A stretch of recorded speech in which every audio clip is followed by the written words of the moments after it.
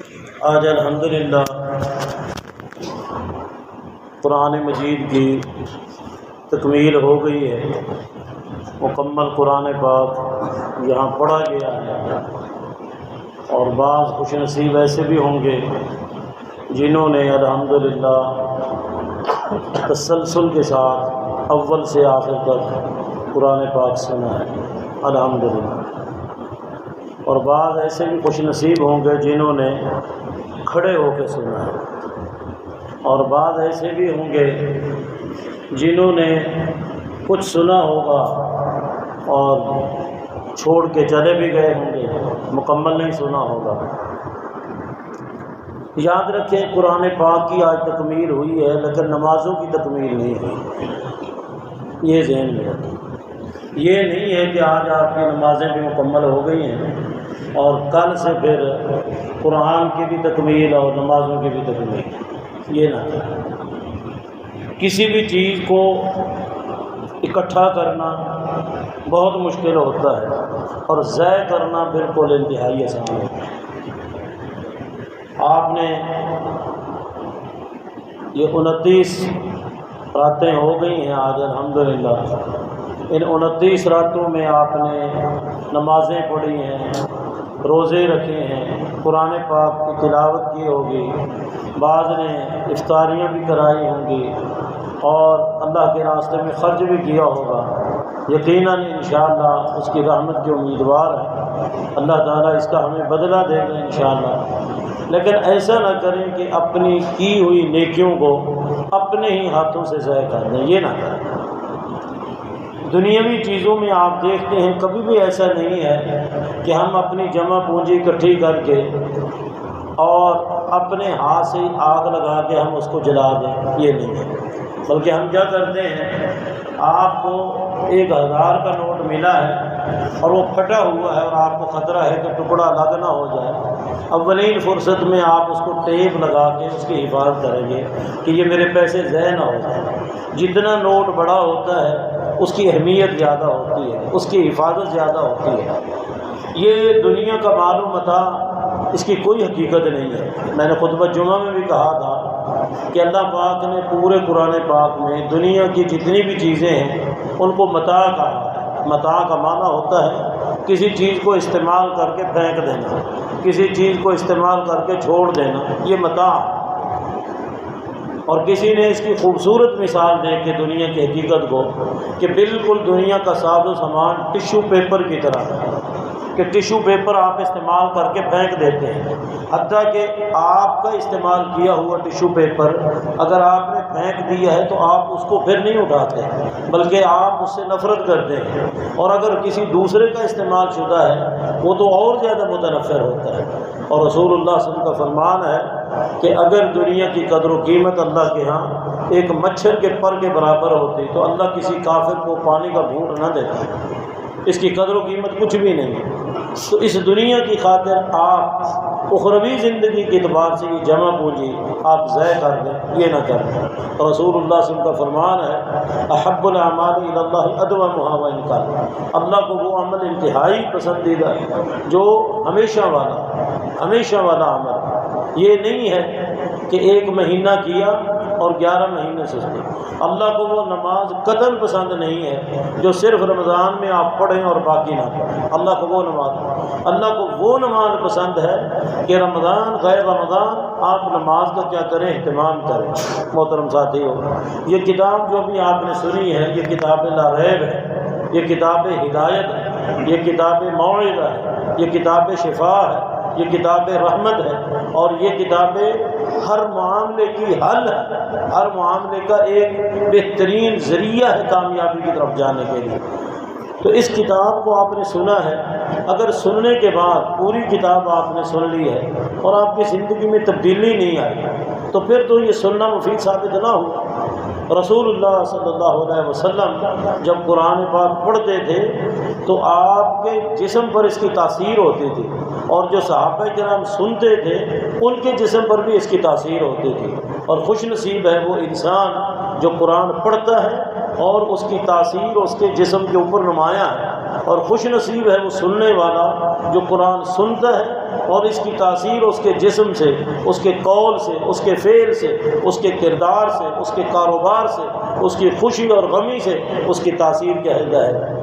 رب کائنات نے ایک مقام پر قرآن کے حوالے سے یوں کہا، یا ایھا الناس، اے لوگو، سب کو عام کیا، قد جاءتکم موعظہ تم من ربکم، تمہارے رب کی طرف سے یہ ایک واعظ ہے، یہ ایک نصیحت ہے، یہ سمجھنے والی بات ہے، یہ سمجھنے والی چیز ہے۔ موعظۃ من ربکم وشفاء، اور یہ شفا ہے کس کے لیے؟ لما فی الصدور، یہ سینے میں جو خرابیاں ہیں، جو بیماریاں ہیں روحانی طور پر، جسمانی طور پر، اس کے لیے یہ کتاب شفا ہے۔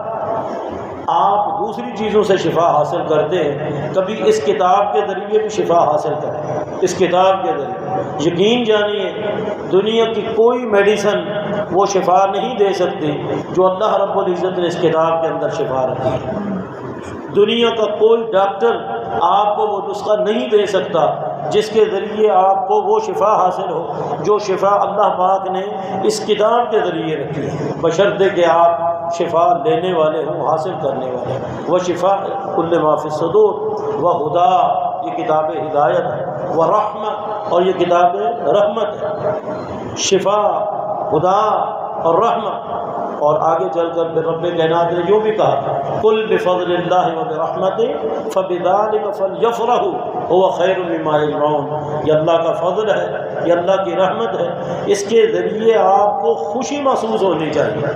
قرآن سن کر خوشی محسوس ہو، قرآن پڑھ کر خوشی محسوس ہو، قرآن کی باتیں سن کر آپ کو خوشی محسوس ہو، آپ کا دل باغ بہار ہو جائے، آپ کا ایمان تازہ ہو جائے، اور آپ کو آخرت کی فکر پیدا ہو جائے، اور آپ دنیا کی طرف رغبت کرنے کی بجائے آخرت کی طرف فکر کریں۔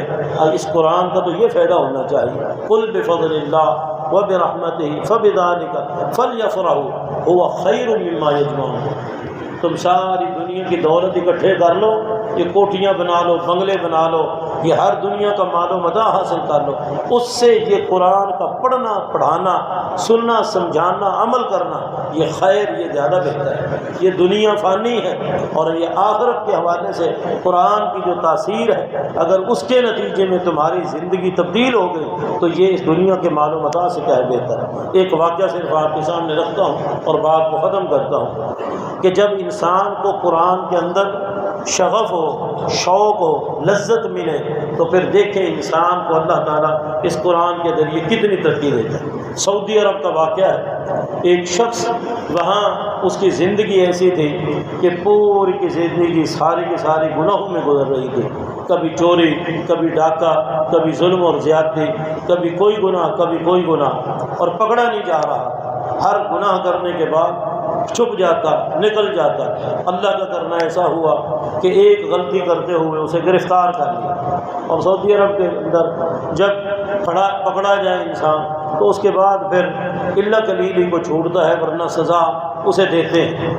اس کی سزا ہو، اور سزا میں جو جرمانہ اس کے علاوہ اس کو 6 سال قید سنا دی، 6 سال قید۔ جب وہ سزا سن کے واپس آیا تو جیلوں میں جس کے ساتھ کوئی وقت گزرتا ہے وہ پھر دکھ درد ایک دوسرے کے ساتھ بانٹتے بھی ہیں، وہ پھر ایک دوسرے کو آپ کی سناتے بھی ہیں، حال احوال بھی پوچھتے ہیں، کوئی تسلی بھی دیتا ہے، کوئی کچھ کرتا ہے، کوئی کچھ کرتا ہے۔ تو جب سزا سننے کے بعد واپس آیا تو اس کا ساتھ رہنے والا وہ کہنے لگا کہ تو پریشان نہ ہو، ایک طریقہ ہے، تیرا جو 6 سال کا یہ عرصہ ہے یہ 3 سال میں تبدیل ہو سکتا ہے، 3 سال کی قید تیری معاف ہو سکتی ہے، 3 سال تجھے چھوٹ مل سکتے ہیں۔ اس نے کہا وہ کیسے؟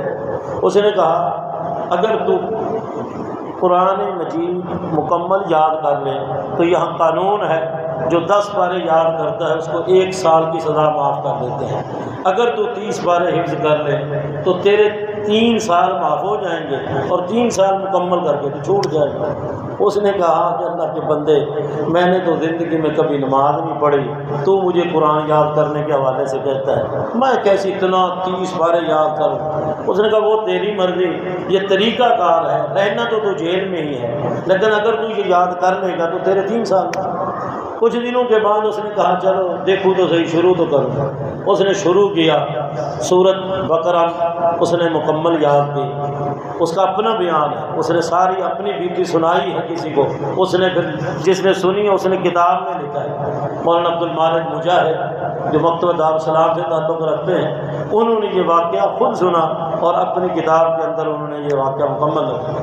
تو کہنے لگا کہ اس نے سورت بقرہ، سورت آل عمران اور اس کے بعد سورت النساء، پھر سورت المائدہ یہاں تک پہنچا، لیکن دل میں کوئی اس کی تبدیلی نہیں، بس یاد تو کرتا تھا جان چھڑانے کے لیے بھی کسی طرح چلو 3 سال، باقی اس کو کوئی مزہ نہیں آ رہا۔ کہنے لگا جب میں سورہ المائدہ کے بعد سورت الانعام شروع کی، تھا تو عربی زبان کا تو واقف تھا، تو کہنے لگا اچانک میرے دل کی کیفیت بدلی اور میں نے پھر وہ قرآن پاک شوق سے یاد کرنے لگا۔ پھر میں جو آیاتیں یاد کرتا مجھے لذت ملتی، مجھے سکون ملتا، میں اپنا فارغ وقت پھر سارا یاد کرتا۔ تھوڑے ہی عرصے میں تقریباً میرا خیال 18-19 ماہ کے اندر اس نے پورا قرآن پاک یاد کر لیا، اور یاد کرنے کے بعد اس نے امتحان دیا، اور امتحانوں میں وہ اچھے نمبروں میں خوبصورت پوزیشن حاصل کر کے وہ کامیاب ہوا۔ 3 سال جب اس کے مکمل ہو گئے، اسے آزادی مل گئی، تو اپنے محلے کی مسجد میں وہ جا کے امام منتخب ہو گیا۔ جو چور تھا، ڈاکو تھا، گناہ گاری کی زندگی گزار رہا تھا، وہ اپنے محلے کی مسجد میں امام منتخب ہو گیا۔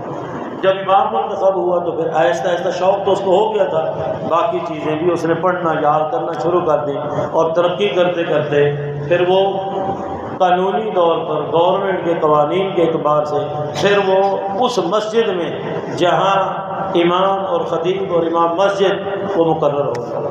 وہ 3 جج تھے جنہوں نے اس کو سزا سنائی تھی۔ جب ان ججز کو پتہ چلا، ان میں سے ایک جج وہ بھی تھا کہ ایک مسجد میں جا کے وہ امام خطیب لگا، تو وہی جج اس مسجد کا مقتدی بھی تھا۔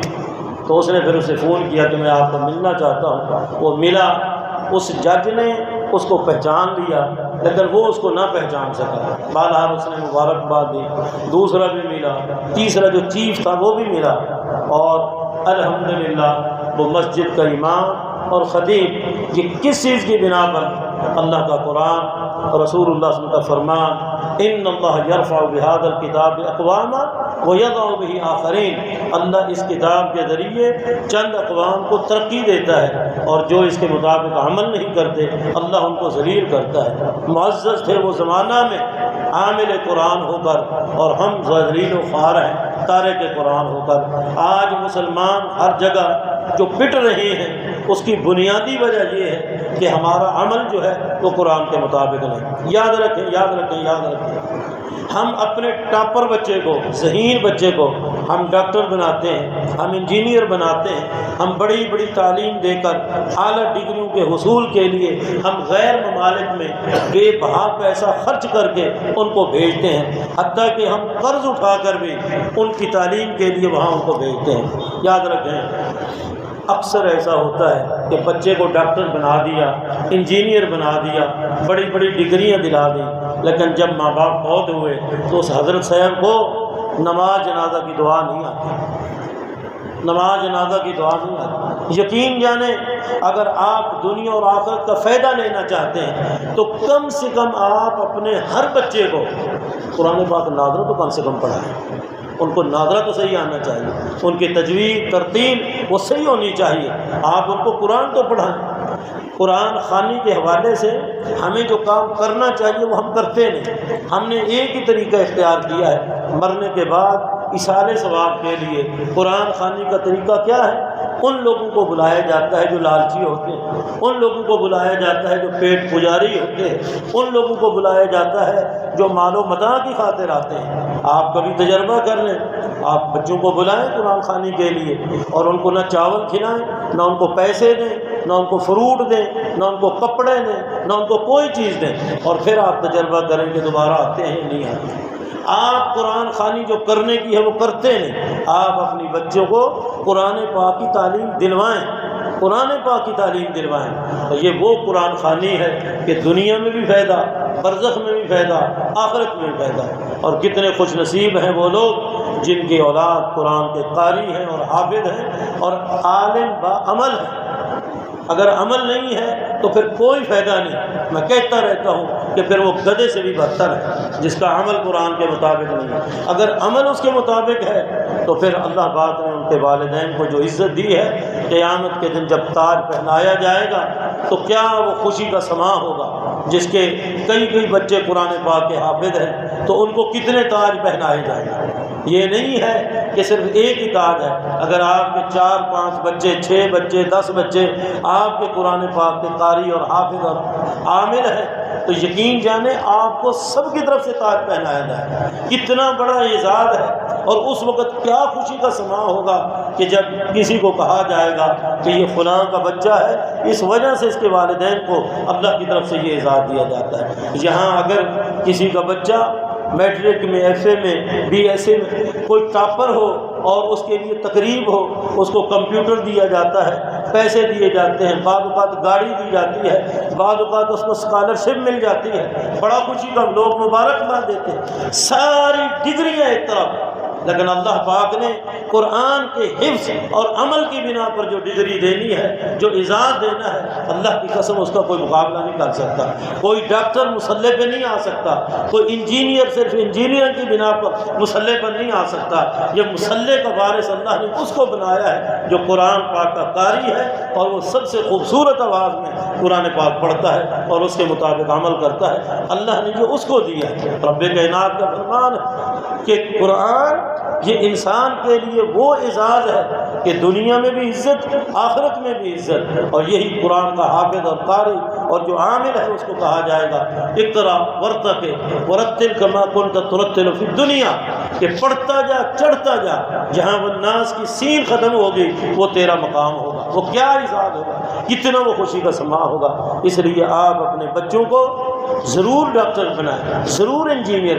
کتنے ڈاکٹر ہیں جو قرآن پاک کے حافظ ہیں، کتنے انجینئر ہیں جو قرآن پاک کے حافظ ہیں، لیکن حفظ وہ ہو کہ اس کے مطابق اس کا کیا ہو، عمل ہو، تو پھر ذریعہ نجات ہے۔ اللہ تعالیٰ ہم سب کو قرآن سننے، سمجھنے اور عمل کرنے کی توفیق عطا فرمائے۔ آمین۔ واقول قولی ھذا وآخر دعوایا الحمد للہ رب العالمین۔ انشاءاللہ آج بھی عصر ثابت 1:30 بجے قیام اللیل ہوگا انشاءاللہ، اور بدر بھی اس کے بعد ہوں گے، اور اس کے ساتھ ساتھ پھر میں آپ کو تلقین کروں گا کہ نمازوں کا اہتمام کرنا، ایسا نہ ہو کہ روزے ختم ہو جائیں تو پھر مسجد میں آپ نہ آئیں، یہ اللہ کی ناراضگی ہوگی آپ پر، اور یقین جانیں یہ اس بات کی دلیل ہے کہ آپ کے روزے اللہ نے قبول نہیں کیے۔ اگر آپ کو نماز کی توفیق نہیں مل رہی تو سمجھو تمہارے روزے قبول نہیں ہیں۔ تمہارے روزے قبول ہوں گے تو تمہیں نماز کی توفیق ملے گی، اگر تمہارے روزے قبول نہیں ہیں تو پھر تمہیں توفیق نہیں ملے گی، پھر جس طرح پہلے بے نماز تھے ویسے ہی بے نماز رہو گے۔ اللہ تعالی ہمیں سچا پکا نمازی بنائے، آمین۔ واقول قولی ھذا وآخر دعوایا الحمد للہ۔